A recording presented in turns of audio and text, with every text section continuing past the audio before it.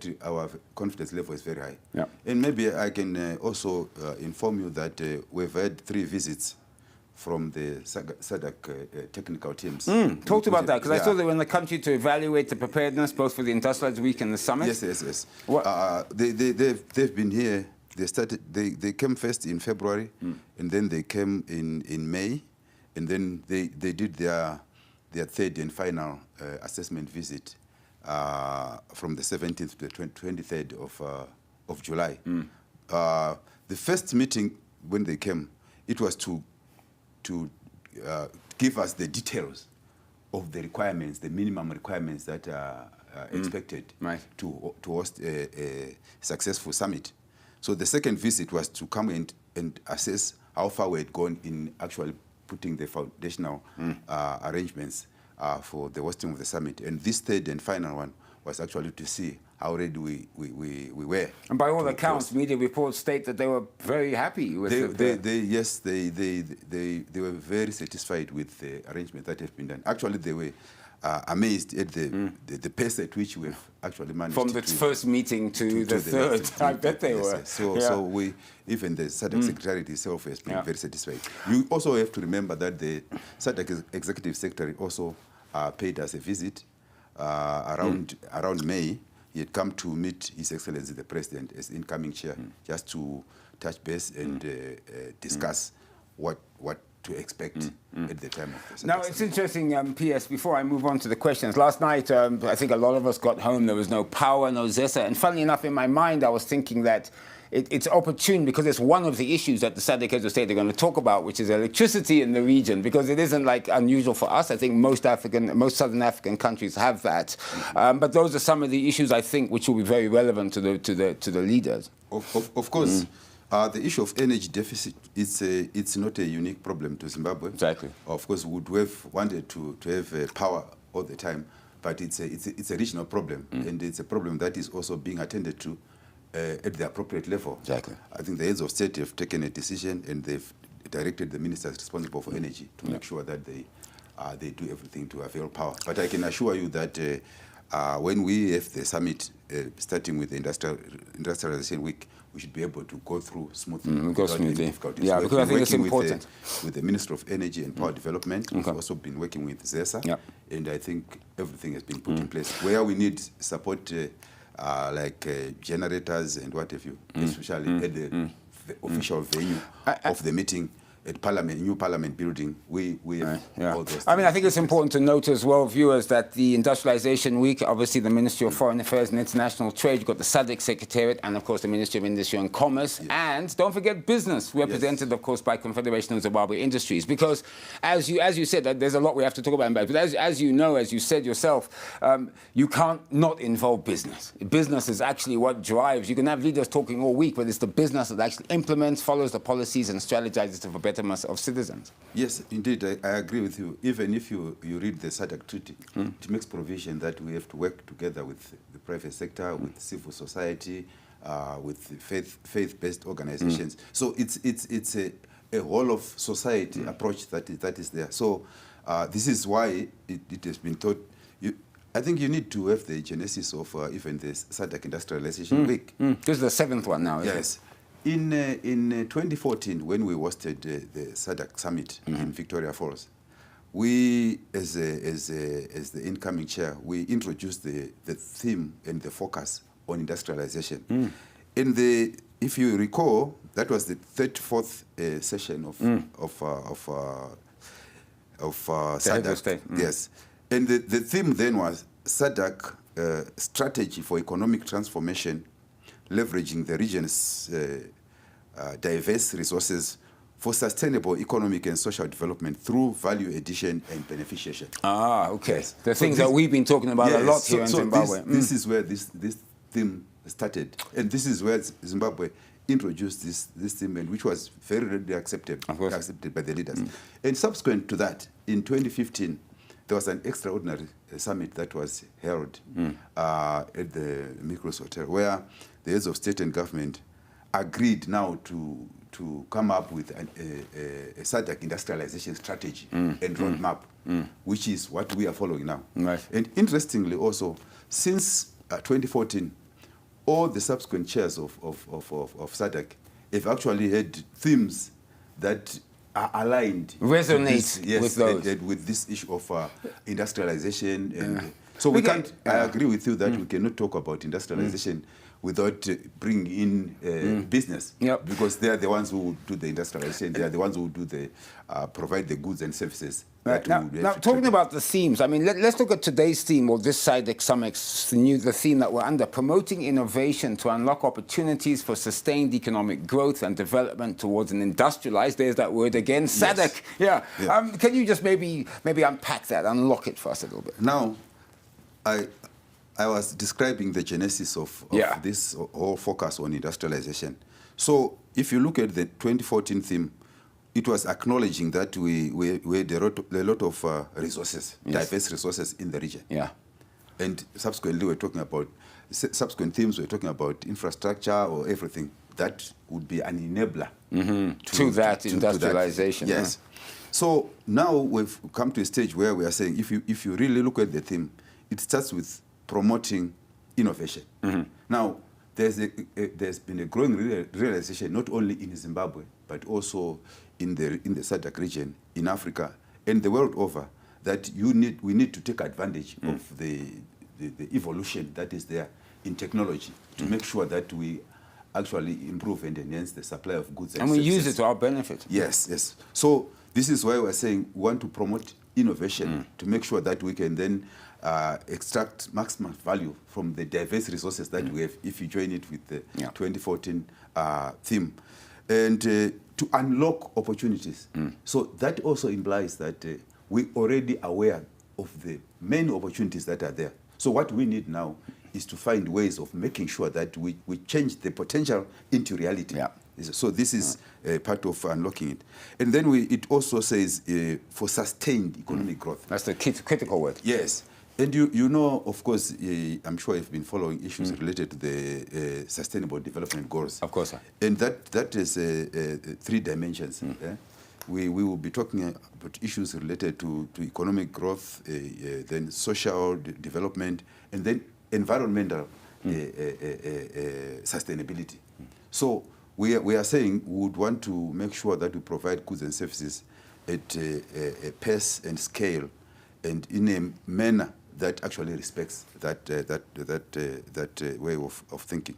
And this also then says we want to lead, what we're aiming at the end of the day is to have an industrialized SADC, which means SADC that produces the goods and services that it utilizes, SADC that produces goods and services that then it can export beyond the region. You know, we taking advantage of the African Continental Free Trade Agreement. And even if you look at the program of the SADC Industrialization Week, there is a day and time when there's going to be a discussion on industrialization in SADC, but also how SADC can leverage the African Continental Free Trade Area. So all these things have been put together. So this is the vision of the leadership that we have. But it also resonates with what we are doing here in Zimbabwe, which is why we are taking over at a very appropriate time where the President, His Excellency, Dr. Idi Mnangagwa, is actually is leading in making sure that we modernize and we industrialize and we make sure we actually leverage the resources that we have. So it's resonating with what we are doing nationally. So it would be much easier for Zimbabwe to lead this process at regional level, and we thank the leadership of the region for giving us this opportunity. I mean, it's clear, sir, when I'm looking at what SADC wants to achieve, it's clear that we should be doing a lot of things together, more together, because we may have the resource in different countries, but maybe not the economies of scale. Other countries may have it. We may have minerals here, and South Africa may have the ability to process them, or Angola and so forth. So it's very clear that the SADC leaders have definitely reached the point where they're saying, you know what, we as a bloc need to work together if we want to attain some of our dreams and our goals. I think it's quite interesting. I think when you look at how the origins of SADC itself, remember it was before Zimbabwe's independence. It was the frontline states, and then after Zimbabwe's independence, that's when actually SADC with the double C was launched. And then subsequently, of course, when South Africa and Namibia came on board, it was converted into a community. So you are right. We are saying we are a community. We are the same people. We can only mutually reinforce each other and support each other. And this is also why we are talking about regional value chains. And that is also what is being promoted under the African Continental Free Trade Area, to make sure that you also respect the competencies that are in another. Instead of duplicating, you would better take advantage of. In fact, someone put it to me once. They said sometimes you want to compete when you shouldn't, when you could be working together and both be benefiting. Yes, but as a community, of course, we have taken a decision that we will not compete against each other. We'll try to mutually reinforce each other for mutual benefit.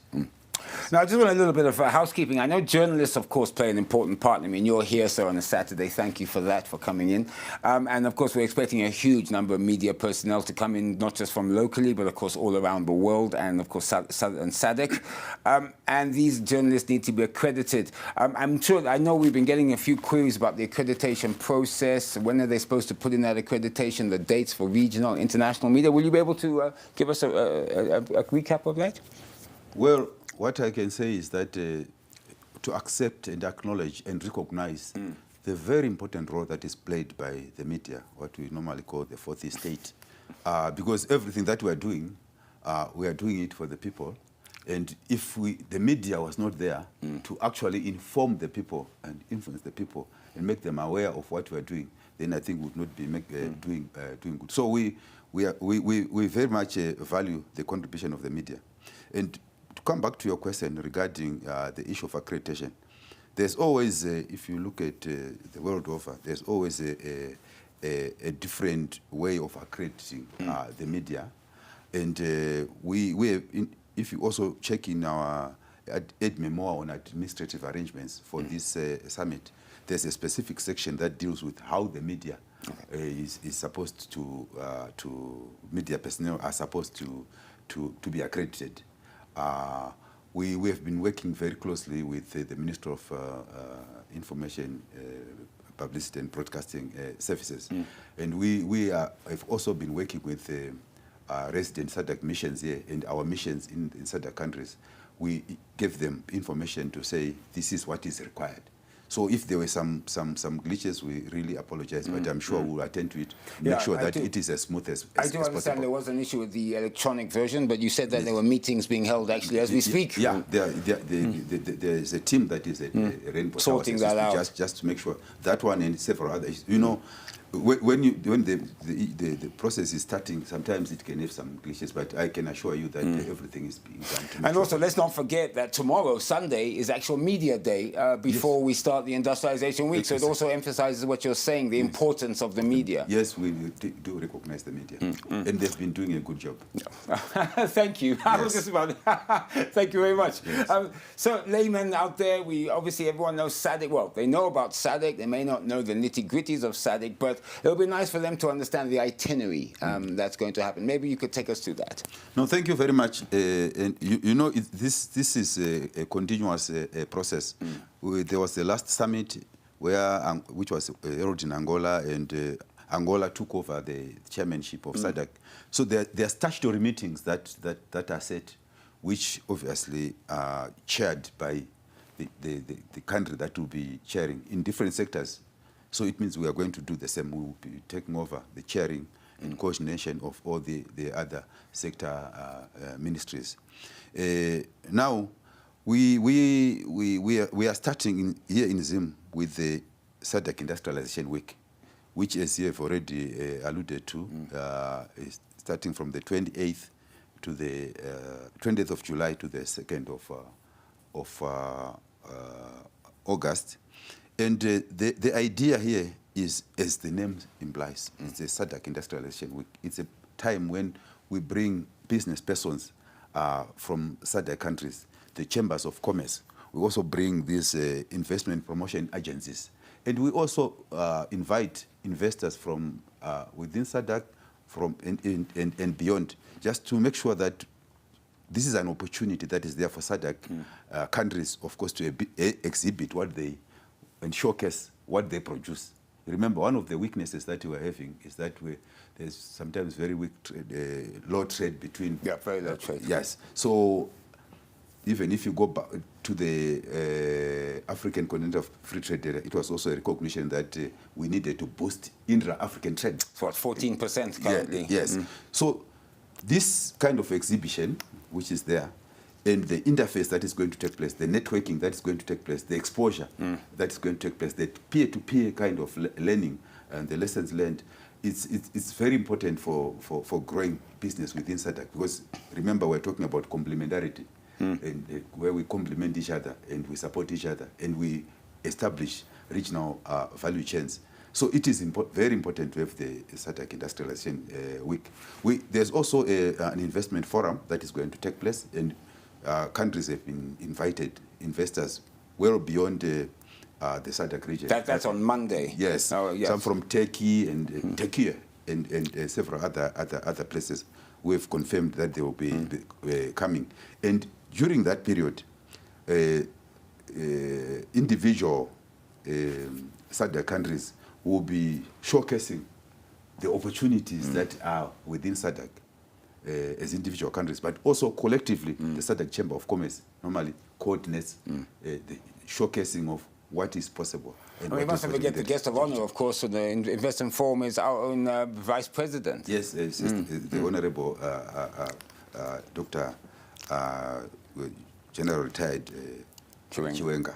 Yeah, he's the one who is going to do. He was, which is also fits in his theme, because he's always at ZITF as well. He loves ZITF. He always promotes that. So yes, this industrialization, you can see the you can see the trend towards this. Even for us in the diplomatic service, the thrust now is economic diplomacy. So we are really focusing our attention in growing the economy. So this is the first part that we are going to have, and it's very important. Actually, I also had an opportunity I was invited to the Botswana residence, where their team had already flown into town from the Botswana, I think it's Investment and Trade Center. Yes. And they were having meetings with our own people. So you can already see that the benefits of hosting that, because now it's an opportunity for our business persons to do business-to-business kind of meetings within the region, to get to know each other, what the other produces and what they feel. So we can already see the benefits. Yeah, no, I can already see it. In fact, there's excitement in the air. Yes, you can feel it in the air. Yes. Thank you very much. And then, of course, after that,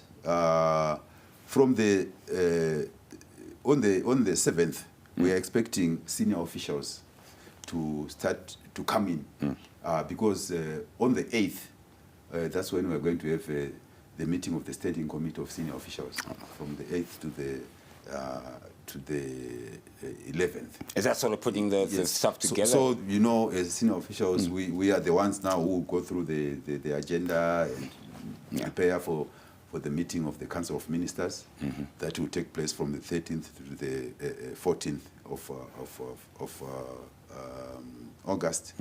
And then, of course, on the 15th, we're going to have the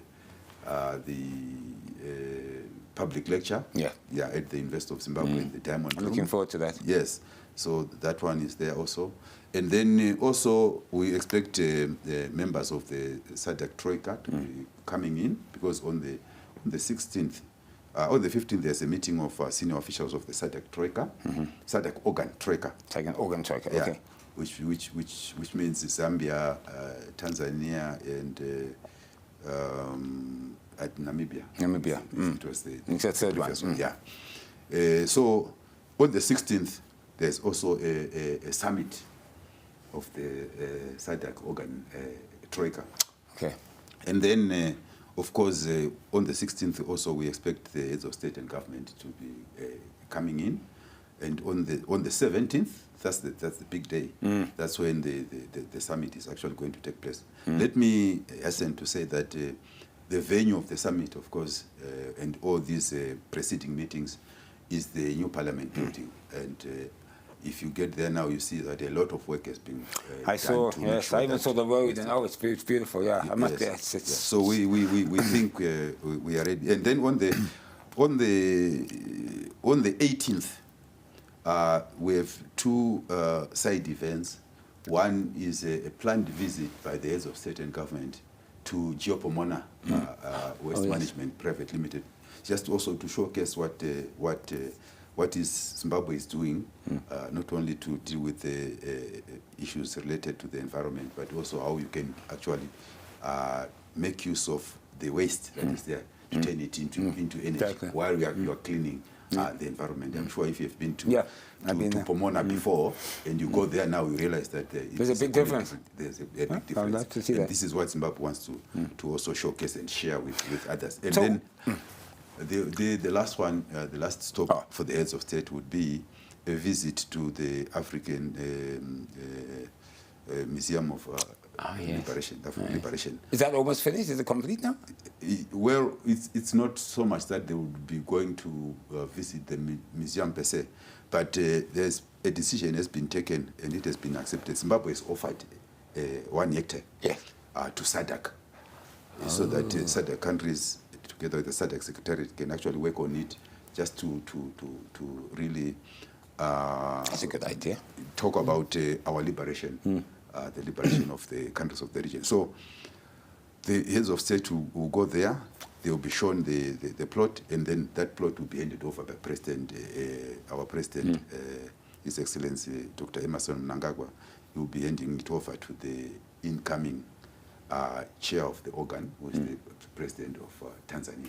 Oh, it's the incoming chair. That, so that then would complete the program. So once the heads of state summit is done, that's the end of the summit. And then, then it gets busier, doesn't it? I mean, this is just now. Yes. But we're talking about our chairmanship for a year. I mean, this continues now going, and the different committees, meetings. Yes. Like I said, when you take off, it's always a privilege to be given that opportunity by colleagues to chair. And as I say, we last chaired in 2014, and what's important is the fact that we are pushing this industrialization agenda. The same agenda that we are pushing here is also the same agenda that other countries have been pushing. So Zimbabwe will actually also add on to what is and build on what has already been happening, and make sure that by the end of the day we also feel that we would have contributed to the welfare. But we also want to push the issues related to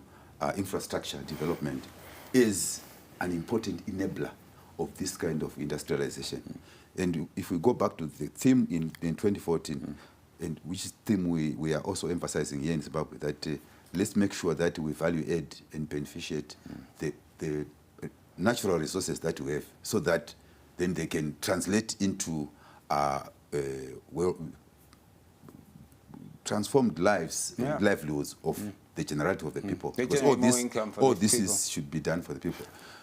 And also, you know, when you are exporting, for example, if you are exporting, let's start with processing. If you are processing, it means it's part of the industrialization that we're talking about. You are developing your industry, and then the second most important thing there is that the receipts that you get from exports of finished products or semi-processed products, they are much higher and much more sustainable than what you normally get from raw materials. So I'm also hoping that they look into things like the payment systems are settling in our local currencies, things that are enablers, as you call them, instead of us having to go all the way through New York somewhere and pay a lot of money when we can just settle across our borders. I mean, I think these are some of the enablers that create that industrialization agenda. Yes. You see, interestingly, a lot of discussion has been happening, you know, since the events that, geopolitical events that have been happening the world over, where, for example, you have BRICS countries that are beginning to think about having an alternative way of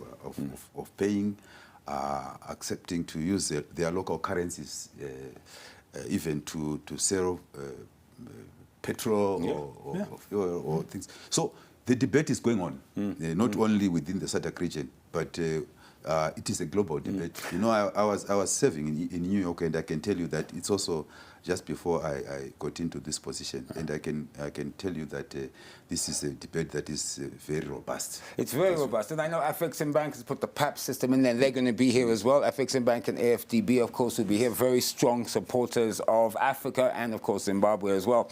It's time for us to take a breather. Our discussion here on Beyond the Dollar this morning, 2024 SADC Summit. What's in it for Zim? I actually have with me in the studio Ambassador Albert Chimbindi. He's the Permanent Secretary, Minister of Foreign Affairs Affairs and International Trade. Now, as the ambassador was saying, on the 29th, which is Monday, there will be the investment forum, and I've had the privilege of being one of the co-masters of ceremonies of that. That will have this guest of honor, of course, is the Vice President of Zimbabwe, His Excellency retired General Dr. Chiwenga. So please keep an eye for that. And of course, we will be streaming all SADC events here on ZTM Prime, either via our channel 294 on DSTV, or of course through our social media platforms, Facebook page, Papers TV Network, all our other handles at ZTM Prime. Please don't go away. We continue our conversation with the ambassador right after the break, Beyond the Dollar on ZTM Prime.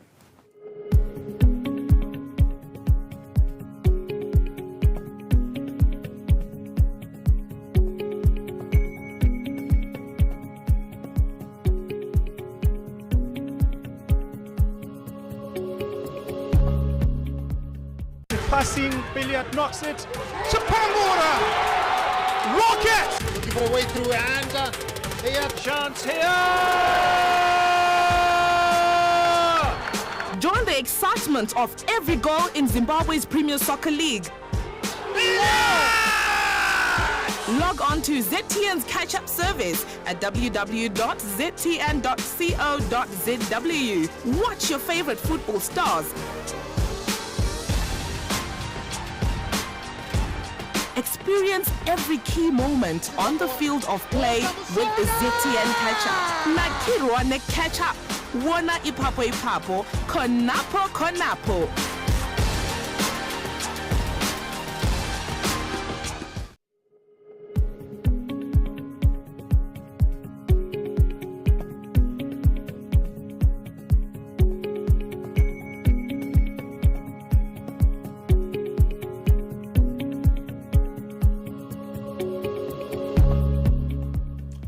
Welcome back. You're watching Beyond the Dollar. I'm Andy Hodges, and this is ZTM Prime. And of course, we're broadcasting to you from our studios in Harare, Zimbabwe. Very exciting time in Zimbabwe, of course, because I can say this confidently. From tomorrow, the 28th of August, I can say the SADC summit really sort of starts, particularly the first week, so the industrialization week, which will go from the 28th of August to the 28th of July to the 2nd of August. So things are hotting up in Zimbabwe. There's excitement in the air. And of course, to talk all things SADC and about all the preparations for the SADC summit and what's happening in the SADC summit, I have with me in the studio Ambassador Albert Chimbindi, Permanent Secretary in the Ministry of Foreign Affairs and International Trade.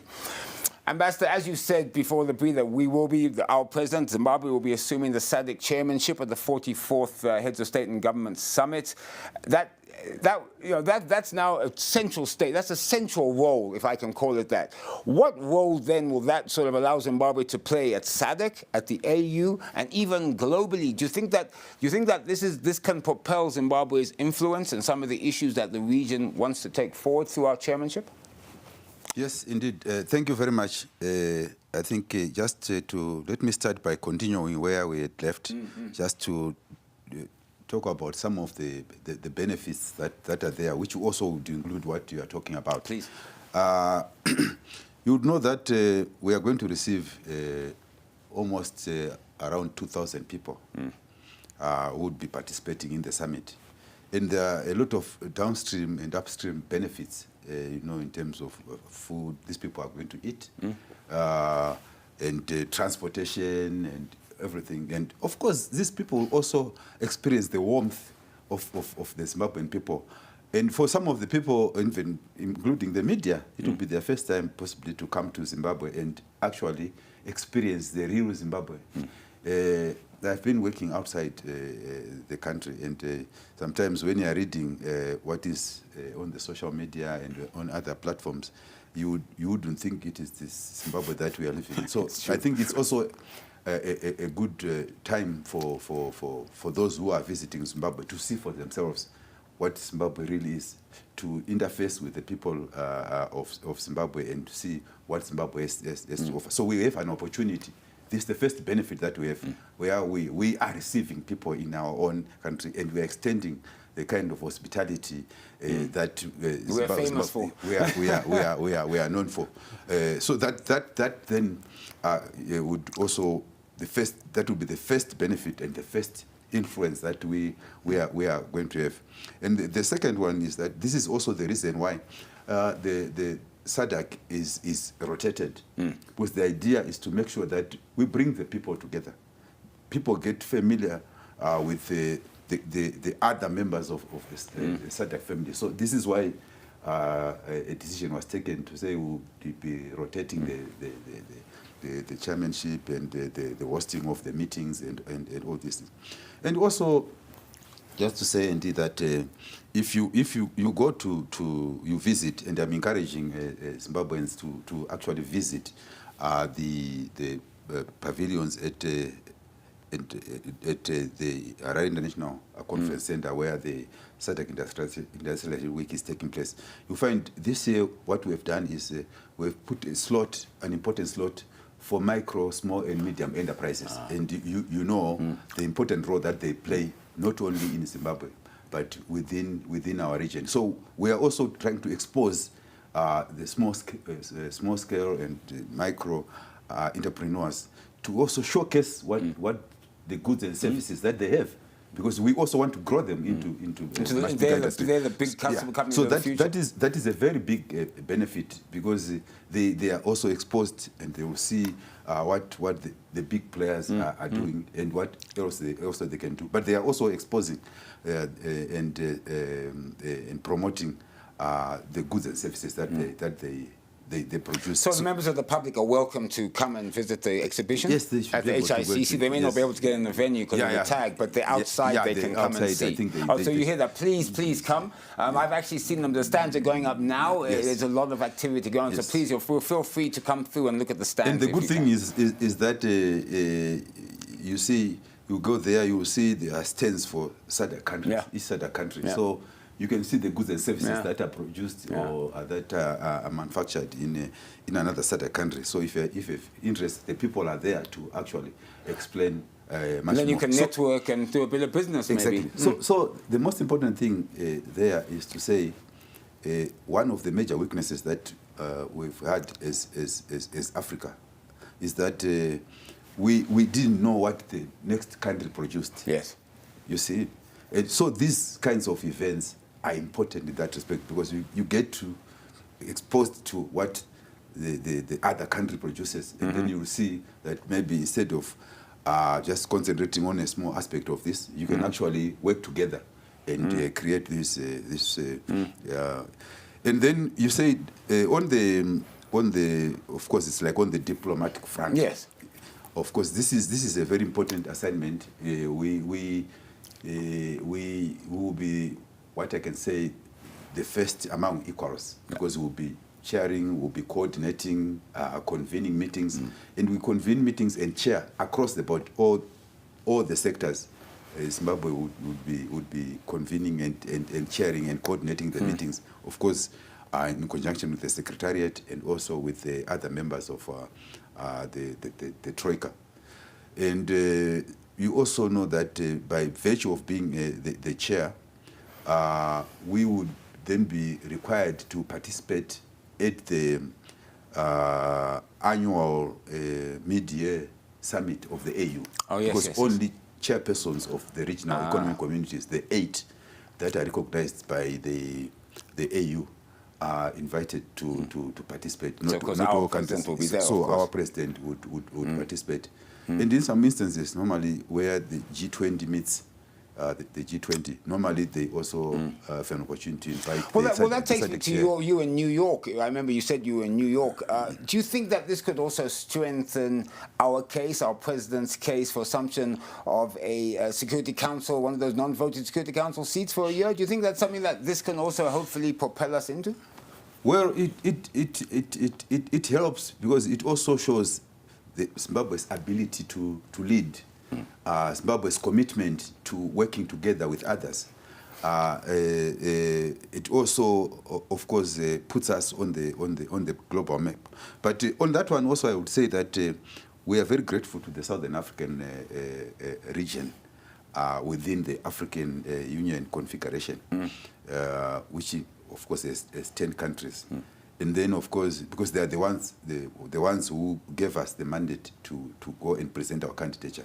And then the next stage was that we got the support from the SADC region, as a region now, which means we, from the 10 countries, we ended up with, we are 16.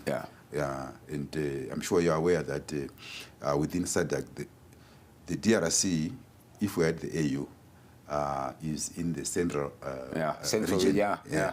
And then the Tanzania, Mauritius, Seychelles, Comoros, and Madagascar are in Eastern Africa. So the important thing is, because these SADC countries, we've accepted and agreed amongst ourselves that we will support each other. They've given us their support, and it was their support that we took to the AU to say we have the support of Southern Africa, but we also have the support of SADC. And then the AU endorsed us as a candidate, an AU candidate for this post. So we will benefit in that as a SADC chair. Of course, it means we'll be working with all these countries and continuing to renew our friendship.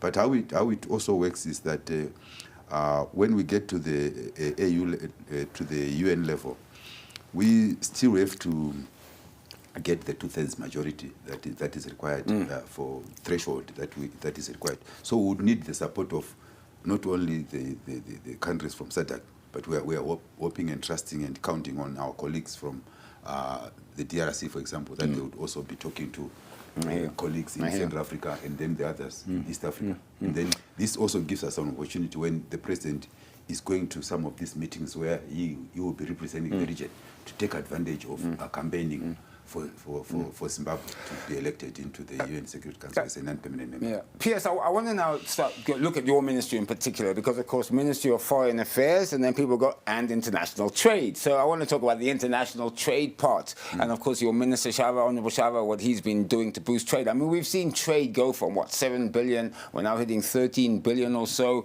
Re-engagement, I even saw that there was a British line of credit given, was it 2 weeks ago? The European Investment Bank is lending to some of our banks like CABS and so forth.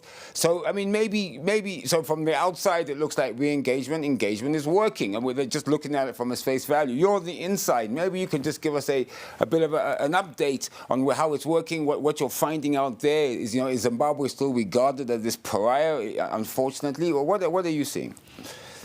Well, as far as we are concerned at the Ministry of Foreign Affairs, and of course guided by the policy pronouncement that were given by His Excellency the President, including at his inauguration at first, where you know that he declared that Zimbabwe is a friend to all and an enemy to none.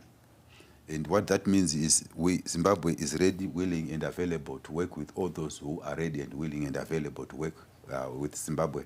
So that takes care of this issue of we don't have any country that we regard as our enemy. Exactly. Yeah, we as Zimbabwe desire to have excellent relations with all the countries of the world, and you can now link this with another mantra that the president has pronounced, which is that Zimbabwe is open for business. And you also know that because we're a friend to everybody and an enemy to none, it means we are ready and willing to do business with those who want to do business with us. Yeah. So this is the thrust of engagement and re-engagement and this economic diplomacy. So when we're talking about with what we call reaffirmation, where we are just making sure that those who have been working with us during good and bad times, we still don't take them for granted. We'll continue to nurture and develop the relationship so that it continues to thrive. So this is the reaffirmation where we are going back there to say, yes, you are our friends, let's improve here, let's improve there. And we are doing this through re-establishing some of the joint permanent commissions that have been dormant for a while. We are re-establishing that. The idea is to talk to each other, isn't it? Talk to each other, expose what we have. A lot of things have changed, of course. So and then we at the level of the engagement, this is where we are saying we are trying to spread our tentacles to other regions. You know, we've been confined. We are just 44 years old, and we are still trying to spread our wings We are thinly spread in terms of diplomatic reach in some of the regions, especially in South America. And you've also changed the way your ministries operate, your ambassadors operate, isn't it? Yes. Now, explain that, because I think that's also it's a different sort of diplomatic way, diplomatic trade, yes, I would call it. I will explain that. And then, because of this engagement level, we've managed to identify new frontiers. And it is because of that His Excellency the President, I think, actually has given us direction to open new missions. We've opened a mission in Pakistan. We've opened a new mission in Saudi Arabia. Yes. We've opened a new mission in a consulate, of course, in Dubai, and even a new mission in the United Arab Emirates, and then we've opened in Equatorial Guinea. Yeah. So you can also see that we are spreading our wings. And I would also want to say that when I was still at the UN, we agreed to establish diplomatic relations with Bolivia, with Panama. All right. Yes, with El Salvador, with Lebanon, and even with Saudi Arabia. We didn't have diplomatic relations. We established them then, and then now we are at the level. So you can actually see that the diplomatic reach of Zimbabwe has expanded. And this is the engagement that we are talking about, that we are expanding our reach, and that also means we're expanding our influence, and our knowledge. And then you come to the re-engagement. The re-engagement aspect particularly addresses the issue of the countries that we used to engage with. We stopped, sort of, yeah. We didn't stop. Yeah, but I mean, yeah, of course, they stopped. Yes, they disengaged from us for whatever reasons they had. But we under the Second Republic, of course, we've gone out of our way to reach out to these countries and to talk to them. And this is why, you know, that we have a structured dialogue with the EU, which is giving us the results that we have. We are also looking for a structured dialogue with the US, so that whatever needs to be discussed, we can discuss. All the issues should be put on the. Our view is that all the things should be put on the table. Put what you want to say, then we talk. Then we discuss. There are issues. Some of the issues emanate from the point of view that maybe we don't communicate as adequately as we should. But so if we sit down like we are sitting, me and you, I'm sure we know we should be able to immediately dispense of some of the that's issues. Not true. So and then we agree on issues that can be done in the short term, in the medium term, in the long term. And we also agree on issues where we agree to disagree. As you do. Yes, as we do. So this is as far as we are concerned, the re-engagement and engagement process is actually borne fruit. If you see the number of delegations that are coming and the lines of credit that you are saying are opening, the European Investment Bank, you know, they cut us out, but now they are financing our banks so that we can. Talk to me a little bit. The bit about the ambassadors and sort of the change in their KPIs, if I can call it that. Okay. The issue is that at the advent of the Second Republic, it was, you know, the chief diplomat in our situation is the president. Yes. It's the one who, foreign policy, is the one who gives us direction. It's the one who.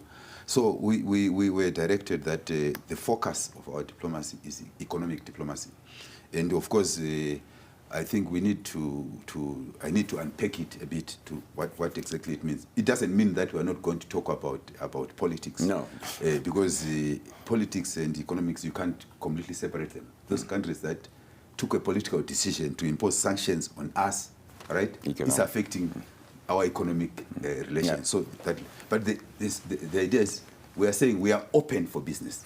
So you have to link that economic diplomacy to that. We are open for business. We are a friend of all and an enemy to none, right? So our ambassadors have to engage to make sure that we are not an enemy to anybody. So we should be able to engage each and every one of anyone whom we can get in touch with. And what that means is, what are we looking for? We are looking for investment opportunities. We are looking for even financing opportunities. So there are areas where some countries sponsor a certain. We are also looking for capacity building. Yes. Arrangements that we can benefit from.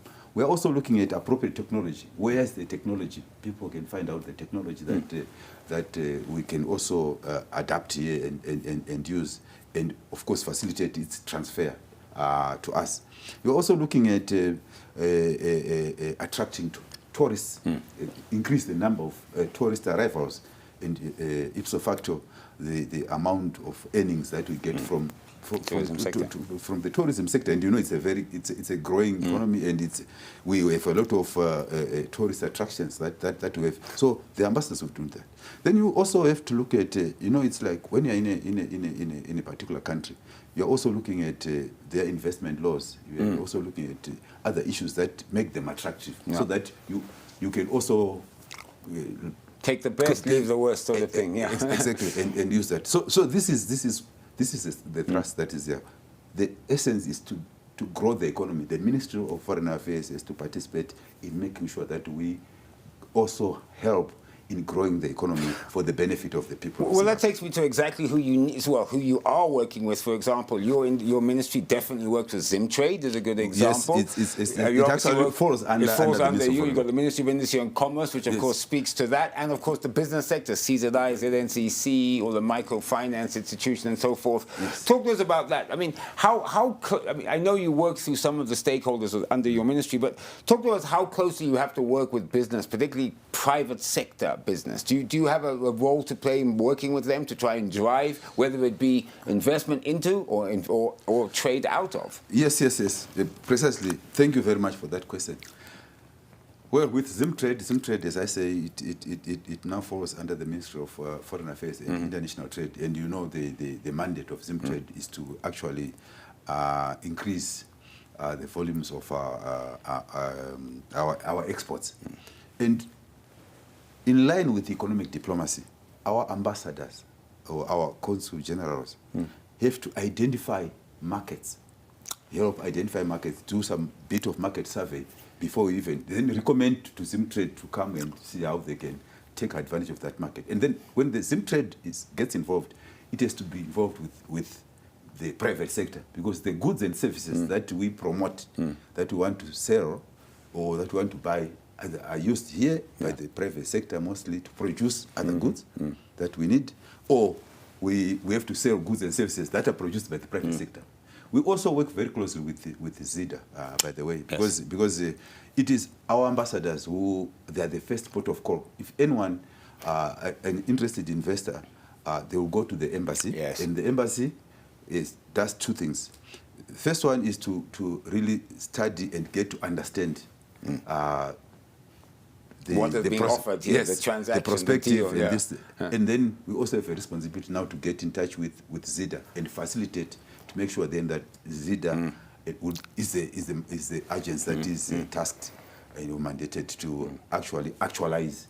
That's where you're trying to get that open for business down from, what was it, 2 weeks down to 6 days, I think, and it's going ease of doing business. Because we always benefit from the feedback that we get from the people we interface with. And you know, this is it's a marketplace. We are all fishing from the same pond.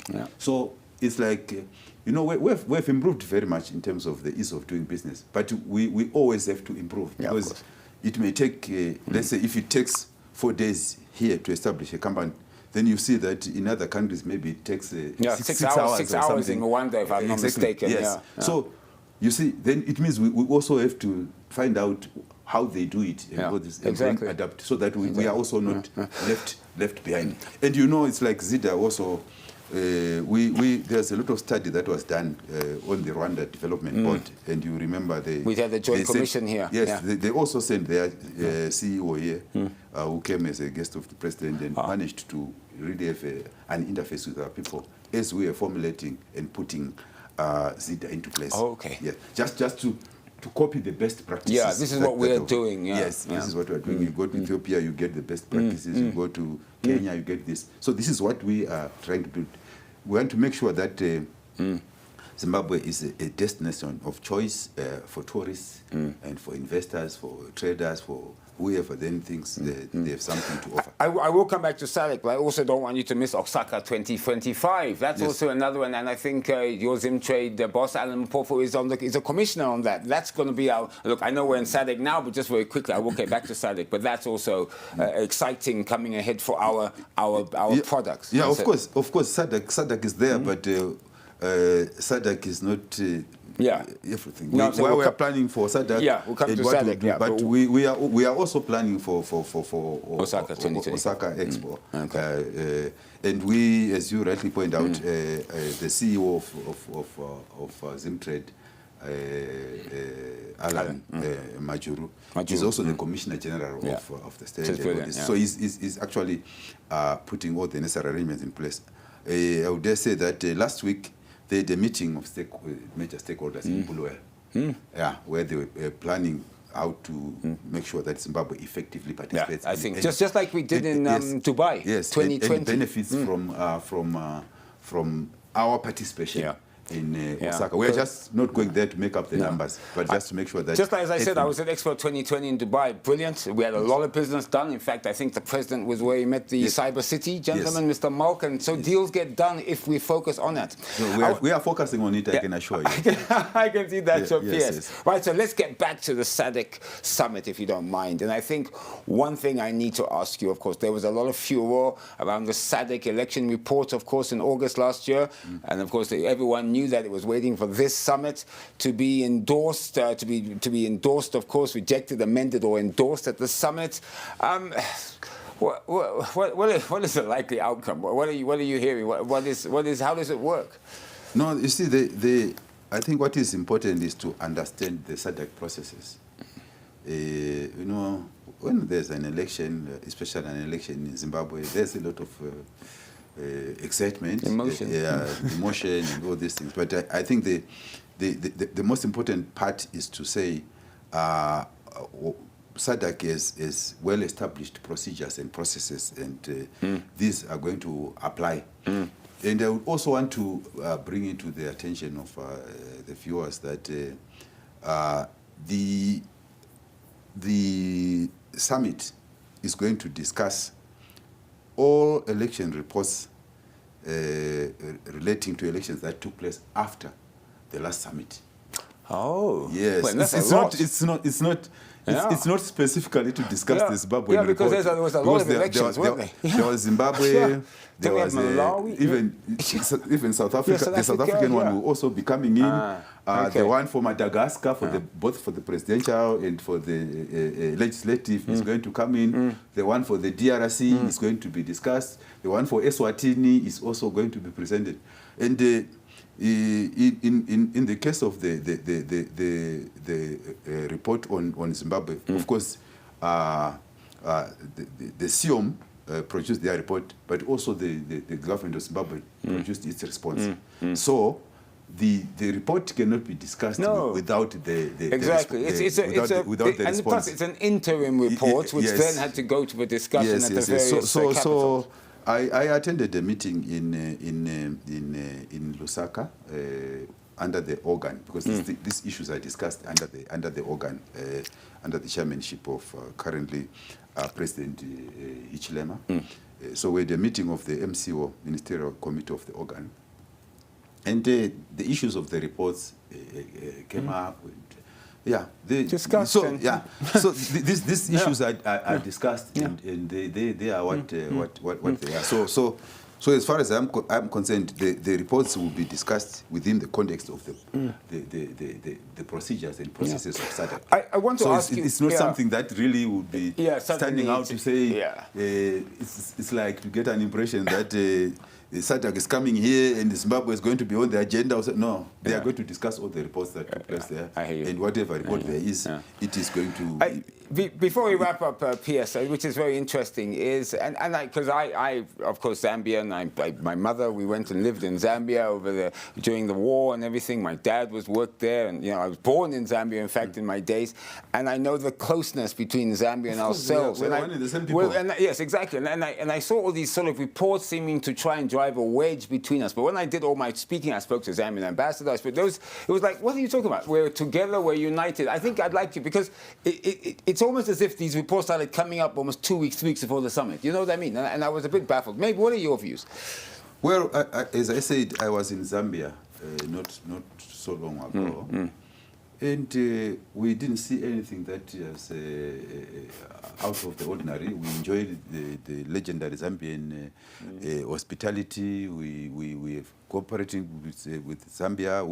We actually have held our Joint Permanent Commission early this year. We also held another meeting, which we call the Joint Trade and Technical Committee meeting. So our relationship is strong. It's very strong. Very strong. It's going from some of these issues, for us who are on the ground and who are dealing with these issues every day, we don't see but we see various attempts just to put this wedge, or this is what I'm saying, to make it appear as if we are having a quarrel with Zambia. It seems to suit someone's agenda to think we're coming as divided SADC, when it's the opposite. We're coming as a united SADC. No, we don't have any problems with Zambia.